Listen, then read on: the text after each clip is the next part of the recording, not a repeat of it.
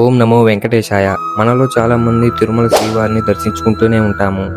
కానీ స్వామివారికి మనకి మధ్య ఎంత దూరం ఉంటుందో తెలుసా? 300 రూపాయల స్పెషల్ ఎంట్రీ, 500 రూపాయల ఆర్జిత సేవ, ఎస్ఎస్టీ టోకెన్లు, సర్వదర్శనం టోకెన్లతో మనం స్వామివారిని జయ విజయాల నుంచి దర్శించుకుంటాము. అక్కడ నుండి స్వామివారికి మనకి మధ్య దూరం 65 అడుగుల నుండి 70 అడుగుల మధ్య ఉంటుంది. ఎమ్మెల్యే, ఎంపీ, విఐపి రికమెండేషన్ లెటర్లతో స్వామివారిని రాములవారి మేడ అన్న ప్లేస్ నుంచి దర్శించుకుంటాము.